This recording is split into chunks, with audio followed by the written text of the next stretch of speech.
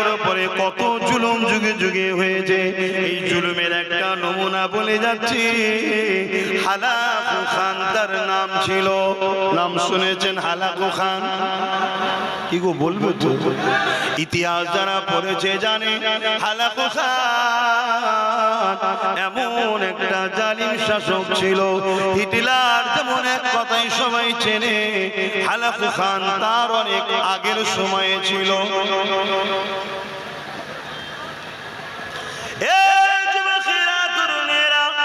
মিশরের উপরে হামলা করলো, মিশরের মুসলমানদেরকে এত মারা মেরেছে, এত মারা মেরেছে, মানুষের রক্তেতে নদীর পানি লাল হয়ে গেছে। মুসলমানকে এত মেরেছে, মুসলমানের মাথার কল্লাগুলোকে কেটেছে। কেটেলে ইটের যেমন আমরা ঘর তৈরি করি সাজাই, মুসলমানের মাথাগুলোকে সাজিয়ে সাজিয়ে সাজিয়ে সাজিয়ে বড় বড় রাত প্রাসাদ তৈরি করেছে। কিন্তু শুনে রেখে দেন, দিনের শেষে রেজাল্টটা কি হলো? রেজাল্টের ফাইসালা হলো হালাকু খান মিটে গেছে। আজও 200 কোটি মুসলমান বেঁচে আছে।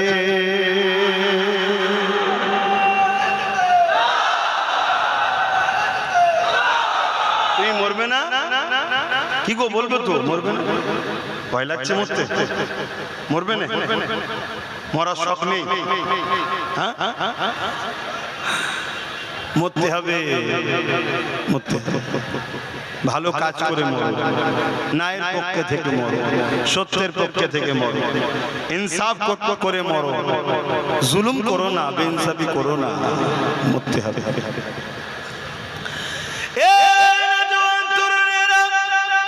চিঙ্গিস খান নাম শুনেছে? বাগদাদের মাদ্রাসাগুলোকে মিটিয়ে দিবার জন্য হামলা করেছিল। মাদ্রাসাকে উপরে হামলা করে মাদ্রাসাগুলোকে ভেঙে দিয়েছিল। মাদ্রাসার ছাত্রগুলোকে কতলেআম করে রক্তাক্ত করে দিয়েছিল। এই যুবকেরা, তরুণেরা, বাপেরা, এ নবী পাকের প্রেমিকেরা, চিঙ্গিস খান এত অত্যাচার, এত জুলুম করেছে। সব জায়গাগুলোকে দখল করত, কোনো ঘর বাড়ি, মানুষ, গাছপালা, পশু পাখি কিছুই রাখতো না, সব পুড়িয়ে মেরে শেষ করে দিত। এত বড় জালিম শাসক ছিল। ওই বাগদাদে হামলা করলো, বাগদাদের মাদ্রাসা ছাত্রগুলোকে কতলেআম করে দিল। 300 ছাত্রকে, 300 উস্তাদকে নিয়ে এমন করে 3টে লাইনে সীমাবদ্ধ করে দাঁড় করিয়ে দিল। 3টে লাইনে কাতার দিয়ে দাঁড় করিয়ে দিল। 100 100 100 3টে কাতারে 100 100 করে 300 জনকে দাঁড় করিয়ে দেওয়া হলো। এই 300 জনকে দাঁড় করিয়ে দিয়ে চিঙ্গিস খান আগিয়ে এসে বলছে, এ মুসলমান, এ উলামায়ে হক, দিনেরা, তোমরা কেন ভয় খাচ্ছ না? কি খাচ্ছ না? দূর বাবু,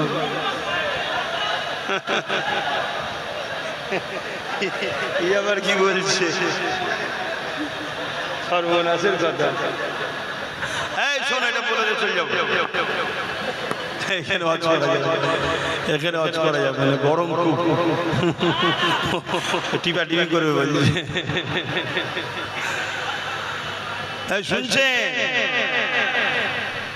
আল্লাহ ছাড়া কাউকে ভয় করবে না, কখনো মরণের কথা চিন্তা করবে না। হায়াতের মালিক আল্লাহ, মৃত্যুর মালিক আল্লাহ। আল্লাহ যদি তোমাকে হায়াতে রাখে, ওই কিছু বছর আগে তুরস্কে একটা ভূমিকম্প হয়েছিল না? হাজার হাজার বাড়ি ভেঙে পড়ে গেল। সেই ধসের নিচে তো একটা মায়ের প্রসব বেদনা হলো, একটা সন্তান হলো, মাটাও মারা গেল, বাপটা মারা গেল। 2.5 দিন ধরে ওই বাচ্চাটা ওই বিশাল বিশাল বিল্ডিং এর তলাতে জিন্দা বেঁচে ছিল। জোরে বলুন, আজও বাচ্চাটা বেঁচে আছে, বলুন সুবহানাল্লাহ। একবার এলো না সুনামি, ওই সুনামির সময় একটা মসজিদের ভেতরে মুয়াজ্জিন আযান দিচ্ছিল, আল্লাহু আকবার, আল্লাহু আযান দিচ্ছে, আর সুনামির পানি মসজিদে ঢুকে আর মসজিদের থেকে ঘুরে যখন বেরোচ্ছে ইমামকে নিয়ে বাইরে, তো শুরুতে সবচেয়ে ভেসে চলে যাচ্ছে গাড়ি বাড়ি, টাকা পয়সা, ব্যাংক ব্যালেন্স, সব মানুষজন মরে ভেসে চলে যাচ্ছে, ইমামও ভেসে চলে যাচ্ছে। আমার আল্লাহ ইমামকে নিয়ে যে একটা নারিকেল গাছ দিল, জোরে বলুন সুবহানাল্লাহ। অন্য গাছ দেয়নি, কেন দিল নারিকেল গাছ? কেন ওর ওপরে থাকলে খাবারও পাওয়া যাবে, কেন কিছু না পাক নোনা পানি তো পানিটা তো পাওয়া যাবে। আর নারকেল গাছের দেখবেন মাথা ভেসে থাকে, তোর ওপরে বসলো, স্রোতের মতো গাছ বেরিয়ে চলে যাচ্ছে, স্রোতের মধ্যে বেরিয়ে চলে যাচ্ছে। যেতে যেতে যেতে যেতে যখন সব সুনামি থেমে গেল, আর গেল অনেকদিন পর, আর এরকম যখন জাহাজ সব বেরিয়েছে, আল্লাহ জাহাজকে ওই দিকেই নিয়ে গেলেন। সব কন্ট্রোল তার হাতে রে বাবা, সব কন্ট্রোল তার হাতে। হাই হাই হাই, আজকেও যা কিছু হচ্ছে সব কন্ট্রোল তার হাতে। এর মধ্যে অনেক পরীক্ষা আছে, সে কিন্তু আম সমাজে বলার মতো নয়, কিন্তু সব ভুল বুঝবে, সমস্যা তো এটা। আপনারা সেইভাবে তো বিশ্বাস করেন না, না যেভাবে আপনার আব্বারা বিশ্বাস করতো আমার দাদুদের ঘরে। এখন সব সন্দেহ করে, সমস্যা তো এটাই। আর না হয় আপনি যদি আমাকে বলেন, আমি তো ভালো কিছু দেখতে পাচ্ছি, আমি খারাপ কিছু দেখতে পাচ্ছি না, আমি ভালো কিছু দেখতে পাচ্ছি। কথা বুঝলেন? কেন আমি জানি ব্যথা যদি না বাড়ে সন্তান হবে না, ব্যথার দরকার আছে, ঠিক তো নাকি? ব্যথা যখন হতে হতে হতে হতে চরম ব্যথা হয়ে যাবে, তখন কষ্টটা হয়তো সহ্য করা অনেক কঠিন, কিন্তু এটাও ঠিক কথা, আর দেরি নয়, এবারে অতিথি আসবে, জোরে বলুন সুবহানাল্লাহ, তাই তো নাকি? তা আমাদেরও ব্যথা ৭৯ বছর ধরে হচ্ছে, হালকা হালকা হালকা হালকা হচ্ছে। প্রথমে যারা ছিল একটু হালকা, তারপরে আরেকটু হালকা বা একটু বেশি, তারপরে আরেকটু বেশি, এখন পুরো ডাইরেক্ট ব্যথা উঠে গেছে। কথা বুঝে আসছে? এ ব্যথা চরম ব্যথা, এর থেকে তো বড় ব্যথার কেউ নেই। এ ব্যথার ভয়টা এতদিন ছিলাম আমরা, বুঝছেন তো নাকি? খুব ভালো বোঝে সব আল্লাহ। এ ব্যথার ভয় তো ছিলাম, এ ব্যথার ভয়ে কখনো আমরা এক জায়গায় হইনি, ভাই ভাইকে সালামও দিইনি, এক জায়গায় হইনি, কেন আমরা এক হলে নাকি ব্যথা তাড়াতাড়ি উঠে পড়বে। কথা বুঝে আসছে? আরে আগে যদি ব্যথা উঠতো আরো লাভ হতো, শুনছেন? কিন্তু এখন যখন ব্যথা উঠেছে, এখন তো অনেক দিন হয়ে গেছে, আমরাও তো অনেক দুর্বল হয়ে গেছি। আগে তবু আরো সবল ছিলাম না, কিন্তু আমাদেরকে দুর্বল করানোর জন্যই শুধু অপেক্ষা করিয়েছে। যখন আমরা দুর্বল হয়ে গেছি, সবাই মিলেই ব্যথাকে তুলেছে। খেয়াল করে দেখুন না, সবাইকে জিজ্ঞেস করুন, হারা তো 30 জন ছিলি, হঠাৎ করে 10 জন 20 জন গেল কোথায়? বলবে ব্যথার দিকে। ওকে জিজ্ঞেস করো, ভাই তোর তো এতদিন সব সাথী ছিল, 40 জন ছিলিস তো তোরা, আজকে 10 জন 30 জন গেল কোথায়? বলবে ব্যথার দিকে। তো সবাই মিলেই তো ওই দিকে পাঠিয়েছে বলেই তো ও বেশি হয়েছে। এখন সব পাঠিয়ে দিয়ে আবার আমাদের ঘরে মজা করে চুষার জন্য আবার আসছে, ঘুরঘুর করছে, দেখছেন না? শুধু আমাদের এখানে ঘুরঘুর করছে, কেন ওখানে জানা? আর এখানে ঘুরঘুর করে শুধু ভয় দেখাচ্ছে, এই হবে, হানাবে, তানাবে। আরে আমরা তো নেই ওদের সাথে, আমাদেরকে বুঝাচ্ছিস কেন? যারা সাথ দিচ্ছে বুঝা যে দেশটা শেষ হয়ে যাবে না, এটা একটা প্ল্যান, এটা একটা প্ল্যান, কিন্তু এই প্ল্যান আমরা তো ধরতে পারছি না। তো সেই জায়গায় ব্যথা এখন চরমে, কষ্ট হয়তো অনেক বেশি হবে, কষ্ট অনেক বেশি হবে। অনেক মসজিদ চলে যাবে, অনেক মাদ্রাসা চলে যাবে, অনেক ভাই চলে যাবে, অনেক বোন চলে যাবে, ঠিক তো নাকি? কিন্তু কোরবানির পরেই তো ইতিহাস তৈরি হয় নাকি? এইবারে ব্যথা যখন চরম উঠেছে, যদি আমরা বুঝতে পারি আর যদি এরকম না থেকে এরকম হতে পারি, তাহলে কিন্তু চিন্তার কোনো কারণ নেই। এরপরেই নতুন অতিথি আসবে, আমরা আগামী দিন আসছি। যদি বুঝার হয়, আর না বুঝার হলে ছিলাম কড়াতে, পরিচিত চুলোতে, আবার চুলো থেকে উঠে কারো কড়াই না করে যায়। কেন অনেকে কড়ালে ঘুরছে দেখছি তো, আমার কাছে খবর যাচ্ছে, বললে তো অনেকে কষ্ট পাবে। অনেক ভাই ছিলেন তো ঘরে ঢুকে গেছে, আমার সব ভালোবাসা ছেলেরা মার ধর খেয়ে আর করে কেস কামারি খেয়ে সব হাত ধরে আর করে টেনে বার করলো, আই ভাই আই ভাই। এখন আবার দেখছি তারাই আমার ভালোবাসা গুলোকে আমার ঘর ভাঙাতে চাই। আরে এত দুনিয়ায় রয়েছে বাবা, যাকে খুশি নিয়ে সংসার কর না, সে আমার গুণকে নিয়ে সংসার করবে, তাহলে সমস্যা নয়। এজন্যই বললাম যে 60 টাকা বেশি রে বাবা, ওখানে ভাগ বসা, এখানে অল্প আছে, এখানে কেন ভাগ বসাচ্ছিস, ওখানে ভাগ বসা। আর আমরা যদি এখান থেকে ভাগ দিয়ে দিই তাহলে এদের পেট ভরে যাবে, ওখানে যাবে না। এখান থেকে ভাগ দেননি, ঠালাই পড়লে বিড়ালো যেমন গাছে ওঠে, ওইখানে গিয়ে ভাগ বসাতে যাবে। ওখানে ভাগ করলেই,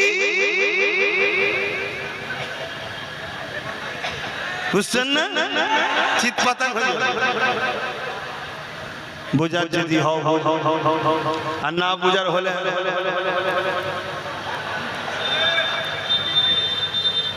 করে বসতে, আর কি করা যাবে।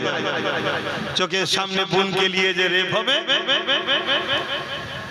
যারা রেপ করবে তাদের শাস্তি তো দূরের কথা, আন্দোলন যারা করবে তাদের শাস্তি আগে হবে, হচ্ছে না? এই জন্য বলছি বোঝার যদি হয় বোঝো, না বোঝার হলে আমি আর কি করতে পারি। কেননা নবী আমার বলেছেন, যখন সমাজ তোমার কথা নেবে না তখন তুমি তাদের থেকে দূরে সরে যাও। যদি না লাও আমি কি করতে পারি, তাহলে দূরে সরে যেতে হবে, দরকার নেই বাবা, যার ভালো লাগে থাকে। তবে যাবার আগে আর একটা শেষ কথা বলে দিয়ে যায়, ভয় একমাত্র খাবেন কাকে, আওয়াজ দিয়ে বলুন কাকে। এই নামটা এত আওয়াজ নিন, জালিমরাও যেন ভয় খায় কাকে, কাকে, কাকে। আমার আল্লাহর নাম এত সহজ নয়। আজান হলে দেখবেন অনেক কুকুর ছুটোছুটি করে, কেন? আজান যখন হয় শয়তান তখন ছুটোছুটি করে, আর আজান হলে এখন কিছু মানুষ কুকুরেরও সমস্যা হয়, দেখছেন না, ছুটোছুটি করে।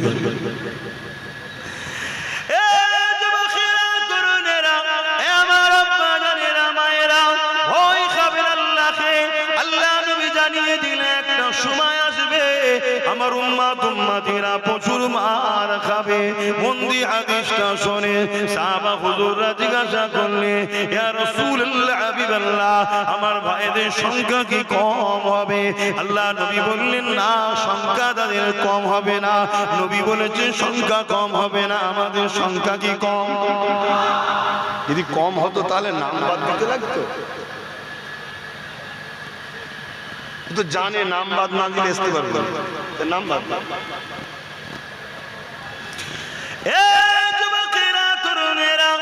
আল্লাহ নবী জানিয়ে দিলেন সংখ্যা তাদের কম হবে না। সাহাবা হুজুররা জিজ্ঞাসা করলে, ইয়া রাসূলুল্লাহ, হাবিবাল্লাহ, তাহলে মার কেন খাবে? আল্লাহ নবী জানিয়ে দিলেন, বাবা সাহাবারা, তাদের মধ্যে দুটো খারাপি ঢুকে যাবে। কি খারাপি ঢুকে যাবে? তারা আল্লাহকে ভয় না করে দুনিয়ার জালিম অত্যাচারী শাসককে ভয় করবে।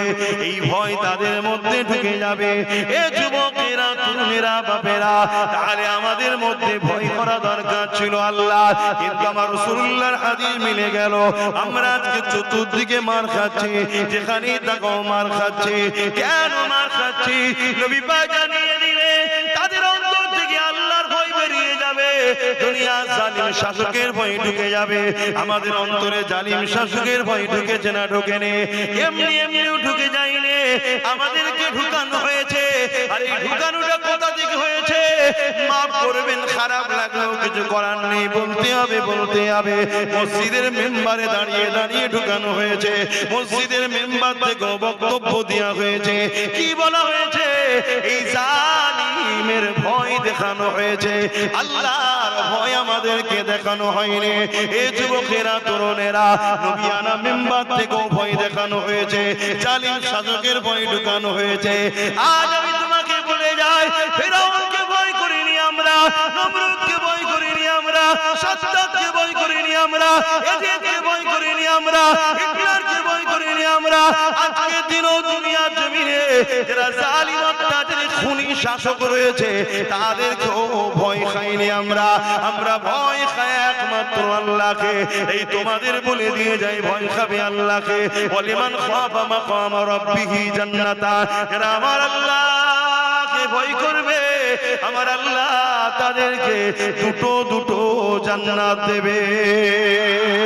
আল্লাহ কোরআনে অন্য জায়গায় বলছে ইয়া আইয়ুহাল্লাযীনা আমানু তাকুল্লাহ, হে ঈমানদারেরা তোমরা আমি আল্লাহকে ভয় কর, ওয়াকুনু মা'আস সাদিকিন, এবং সত্যবাদীদের অনুসরণ কর। ভয় করব কাকে কাকে কাকে ভয় করব কাকে ভয় করব কাকে? একমাত্র আল্লাহকে। কারণ আল্লাহ হাসিয়ুন কাদির, আল্লাহ পাক তিনি যিনি ফেরাউনকে নীল নদে ডুবিয়ে মেরেছে। আল্লাহ তো তিনি যিনি এমন করে নমরুদকে খুরা মশা দিয়ে মেরেছে। আল্লাহ তো তিনি যিনি চেঙ্গিস খানকে মেরেছে, হালাকু খানকে মিটিয়ে দিয়েছে। এমন করে হতভাগ আকবরকেও মিটিয়ে দিয়েছে, ব্রিটিশকেও শেষ করে দিয়েছে। আল্লাহ তো তিনি যিনি কত লাফালাফি করছিল যারা কত আড়াই মাস আগে তাদেরকেও মিটিয়ে দিয়েছে। আল্লাহ তো তিনি আজকেও সুযোগ পেয়েছে, সেও যদি মনে করে আমি বিরাট কিছু হয়ে গেছি, আল্লাহ তো তিনি যিনি এদেরও নিশানা মিটিয়ে দেবে। কারণ জুলুম কখনো টিকে রাখতে পারে না, অন্যায় কখনো টিকে রাখতে পারে না, সন্ত্রাস কখনো টিকে রাখতে পারে না, খুনিরা কখনো দীর্ঘদায়ী হতে পারে না। একমাত্র সত্য ইনসাফ নাই দীর্ঘদিন টিকে আসে। এই বলে যাব আল্লাহ পরীক্ষা নেবে তোমাকে আমাকে, ন্যায়ের পক্ষে থাকবে, সত্যের পক্ষে থাকবে, কোন জালিম শাসককে ভয় করবে না, ভয় করবে একমাত্র আল্লাহকে। আল্লাহ যারা অন্য কারো কাছে মাথা নত করবে না, আল্লাহ যারা অন্য কারো কাছে কোনো কিছু আশাও করবে না।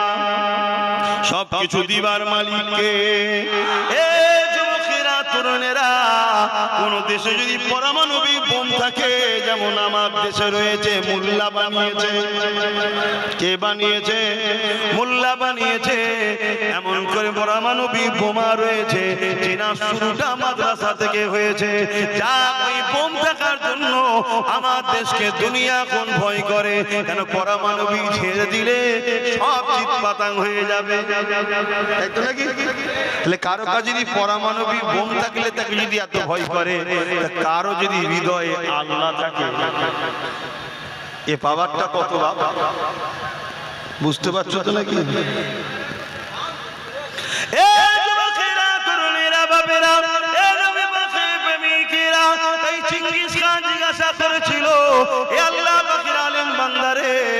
এতগুলো বাচ্চাকে মেরে ফেললাম, কই তোমাদের তো ভয় লাগছে না কেন? ওই সময় তারা বলেছিল আমাদের হৃদয় এমন একজনের ভয় রয়েছে, এখানে অন্য কারোর ভয় স্থান পায় না। সেটা কে? উলামারা বলেছিলেন তিনি হলেন আমাদের স্রষ্টা আল্লাহ। চেঙ্গিস খান রেগে গেল, রেগে গিয়ে বলতে লাগলো এ জাল্লাদ আলেম গুলো ধর থেকে কল্লা আলাদা করে দে, কত জ্বালিয়েছে আমাদেরকে দেখো, কিন্তু আমরা কাউকে জ্বালাইনি রে বাবা। হ্যাঁ, অনেকে মিথ্যা ইতিহাস শোনাচ্ছে দুনিয়াকে, তার ভিতরে তার লেজও নেই, আগাও নেই, কিছুই নেই। এই যুবকেরা চেঙ্গিস খান যখনই হুকুম করে দিল, কতল করা শুরু হয়ে গেল। একটার পর একটা আলেমের ধর থেকে কল্লা আলাদা হতে লেগেছে, আলাদা হতে লেগেছে। এই প্রথম কাতারেতে একজন বুজুর্গ আলেম ছিলেন, তিনি প্রথম কাতার থেকে দ্বিতীয় কাতারে চলে গেলেন। দ্বিতীয় কাতারে যখন অনুভব চলে যেতে লেগেছে, চেঙ্গিস খান দেখে নিয়েছে, কিন্তু কিছু বললো না।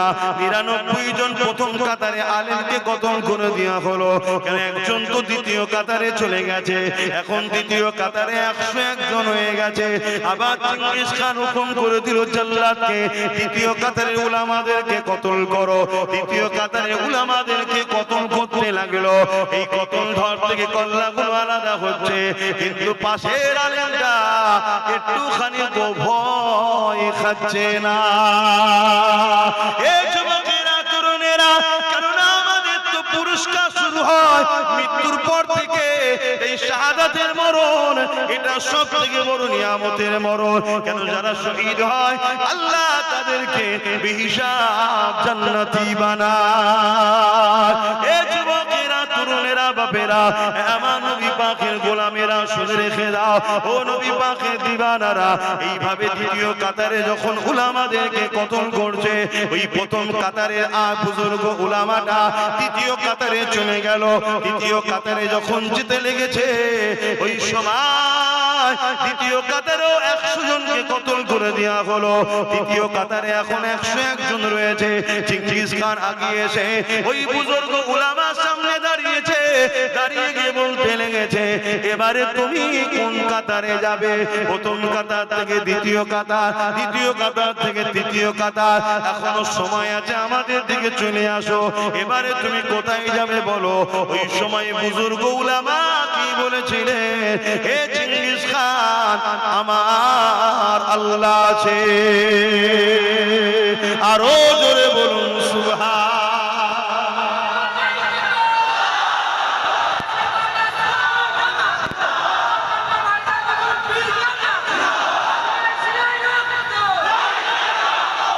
যদি কেউ তোমাকে আমাকে বলে এবার তোমাদের কি হবে তোমরা কি বলবে জোরে বলো কিন্তু এইটা তো আজকে বলছো হাকিকাতে বলো টিপার সময় মনে থাকে যে আল্লাহ আছে তখন খেয়াল থাকে তখন তো এক জালিমের হাত থেকে বাঁচার জন্য আরেক জালিমের সাথ দাও হ্যাঁ এতদিন আমরা ইসলামের গোপন দুশমনদের সাথ দিয়েছি বলো বলো বলো দিয়েছো না দিওনি স্বীকার করো এতদিন আমরা ইসলামের গোপন দুশমনদের সাথ দিয়েছি হ্যাঁ ইসলামকে আঘাত দেয় যারা এদের কাছে প্রিয় তারা বিগত দিনও এমন অনেক চরিত্রহীন জালিমদের ঘরে নিয়ে এরা হুড়োহুড়ি করেছে না করে আবার নতুন করে হুড়োহুড়ি করতে চাইছে কারণ কি ইসলামকে আঘাত দেয় যারা ইসলামের দুশমনদের আপনজন তারা এটা কমন ব্যাপার এটা বুঝতে এত দেরি হয় গত দিনও তো অনেকে নিয়ে হুড়োহুড়ি করেছিল আজকে আবার নতুন করে হুড়োহুড়ির একটা প্ল্যান চলছে খবর রাখো তো নাকি চলছে কিন্তু আমরা গত দিনে কি বলে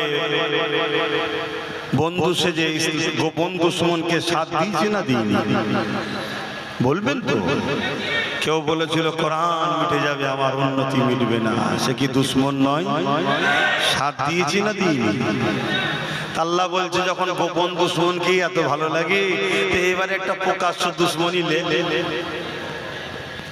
সামনেতে দিয়েছে এসেই বলছে খাওয়া বন্ধ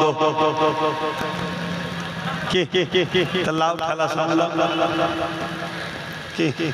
তাহলে আমরা আমাদের কবর নিজেরা খড়িছি না খড়িনি তাহলে এখান থেকে ফিরে আসার রাস্তা আছে না না আচ্ছা কে বলেছেন আল্লাহ বড় দয়ালু লা তাকনাতু মির রাহমাতিল্লাহ বান্দা আমার রহমত থেকে নিরাশ হয়ে যাস না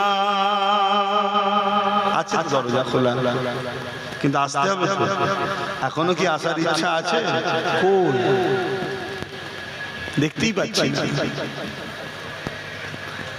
এখনো তো আসার ইচ্ছা নেই সেদিন একটা মুরব্বি গেছে আমি আব্বা অনেক কিছু করেছ আব্বা আর নয় এবার ছেলেগুলো করুক পিছন থেকে পরামর্শ দিই বলছে না না ও ছেলেগুলোকে বলেন যেন আমাদের দিকে চলে আসে আমি আল্লাহ তোমার হাতে হিদায়েতের পাওয়ার কপাল যদি ফাটা হয় পরিবর্তন হওয়ার রাস্তা নাই তোমার যাওয়ার সময় হয়ে গেল এবার তো মসজিদে যাবে তাসবিহ পড়বে আল্লাহ আল্লাহ করবে হ্যাঁ প্রতিবেশী পাড়া প্রতিবেশী সব আত্মীয় স্বজনের বাড়ি বাড়ি ঘুরতে যাবে হ্যাঁ বাবা ভালো আছিস কেন আত্মীয়তা বজায় রাখলে হায়াত বাড়ে জোরে বলুন সুবহানাল্লাহ কুটুম বাড়ি মেয়ের বাড়ি ছেলের বিয়াই বাড়ি সব কুটুম আছে না একটু যাবে দুদিন কাটালো একটু মনটা ফ্রি থাকবে তা না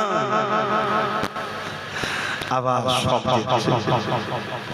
কথা শুনছেন আমি সব মুরব্বীকে বলছি যে বলেছেন তার কথা বলছি আবার সব দিচ্ছে যে আবার যদি কিছু করে খাওয়া যায় তাহলে বলো আমরা মার খাওয়া দরকার আছে না না আল্লাহ ঠিক করছে আল্লাহ ঠিক ঠিক আল্লাহ কিছু ভুল করেনি। অনেক সময় দেখা যায় আমরা আল্লাহ ভুলে যাই, আল্লাহ কঠিন বিমার দেয়, বিমারের চোটে দেখবেন সে ফিরে এসে আল্লাহ আল্লাহ করে, আল্লাহ আল্লাহ করে, আল্লাহ আল্লাহ করে। এই বিমারটা দিয়ে আল্লাহ ঠিক করেছে না ভুল করেছে? জোরে বলুন। ঠিক করেছে। তা আমরা এত দূরে সরে গেছি, তা আল্লাহ হয়তো এটাও তো হতে পারে যে আমাদেরকে পরিবর্তন করার জন্যই দেখাচ্ছে যে দেখ তোদের গাফলতির জন্য আজকে আমার ঘর চলে যাচ্ছে। আমার ঘর চলে যাওয়াতে আমি আল্লাহ আমার কিছু যায় আসে না। তোরা কি জানিস না আমার বাবলিতে প্রথম আঘাত যে করেছিল আমি আল্লাহ, তার দ্বারা 100 মসজিদ বানিয়ে নিচ্ছে। আমি হলাম সেই আল্লাহ। জোরে বলুন সুবহানাল্লাহ।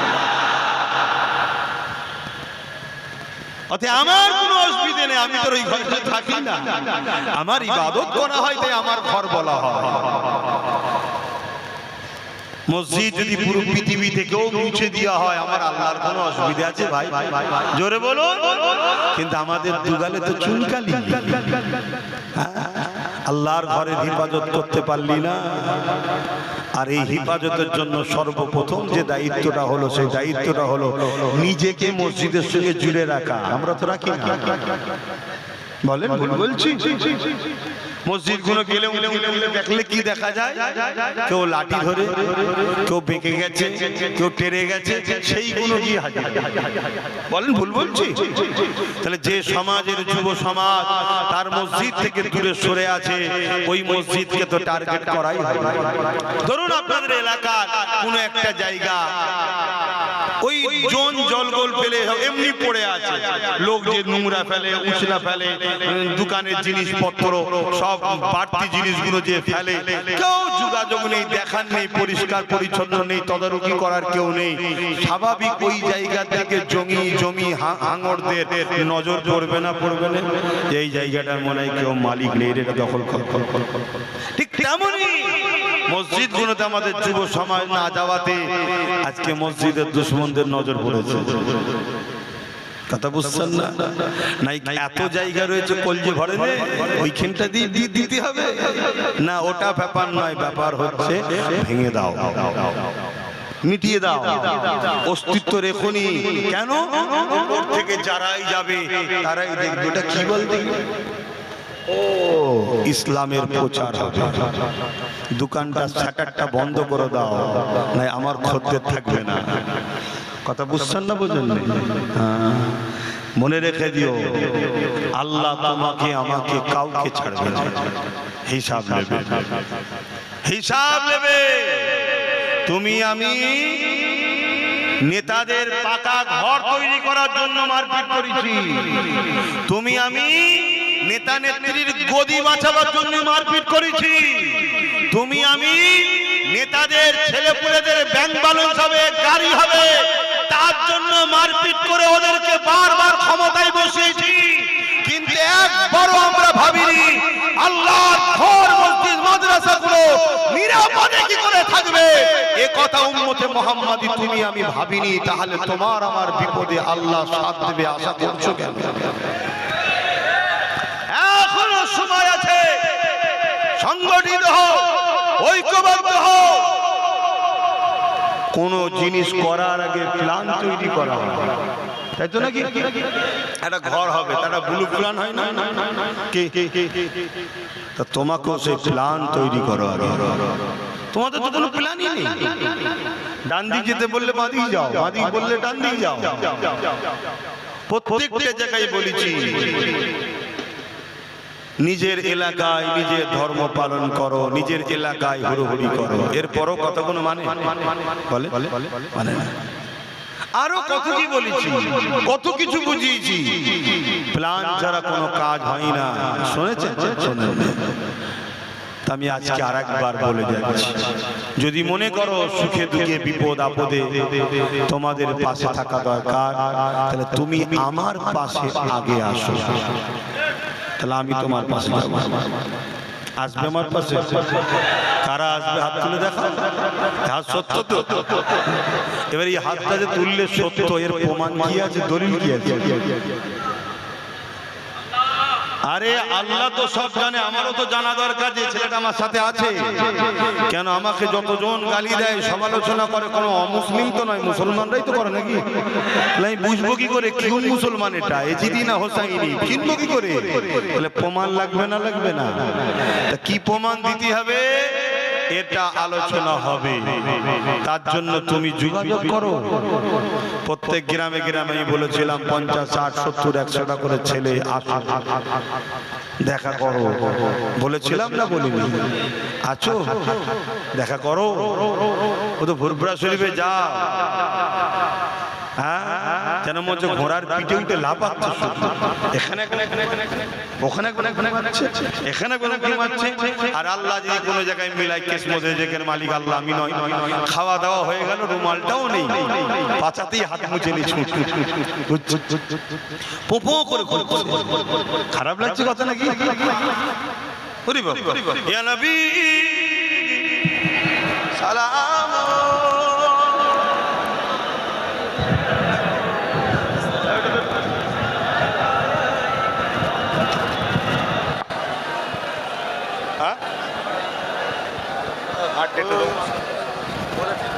ও বলুক,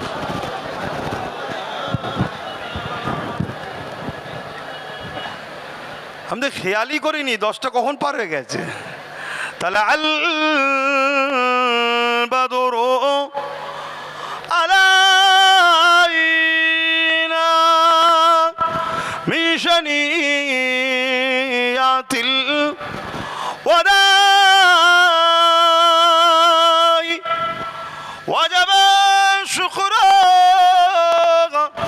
علينا ما دعا لله أهداي يا نبي سلام يا رسول يا حبيب سالما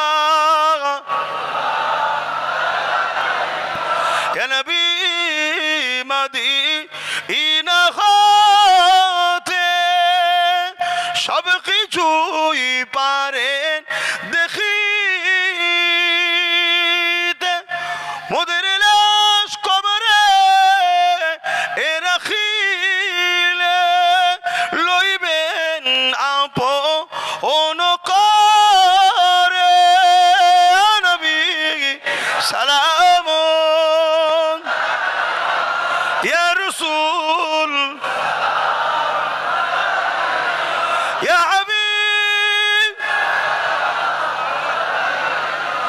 সালাম। সকলে বসেন, তাড়াতাড়ি বসেন। বালাগাল উলা বিকামালিহি কাসাবাত তুজা বিজামালিহি। ইয়া আল্লাহ, এত রাত হয়ে গেছে। ভাইরা আমার, দোয়া করব, শুনছেন তো নাকি? এ মাহফিলটা হওয়া দরকার আছে না? নাই, সব জায়গায় তো হওয়া দরকার, এটা আরো বেশি দরকার। সব জায়গায় হওয়া দরকার, এটা আরো বেশি দরকার। মাহফিলটা করবেন। আমার আশা না আশাটা বড় কথা নয়, কিন্তু মাহফিলটা হোক, তাই তো নাকি? সবাই বলছেন তো? তাহলে ছেলেরা যাচ্ছে, একটু পকেটে হাত দেন, সবাই মিলে মাহফিলটা করি, সবাই মিলে মাহফিলটা করি, যা খুশি শরীর হয়।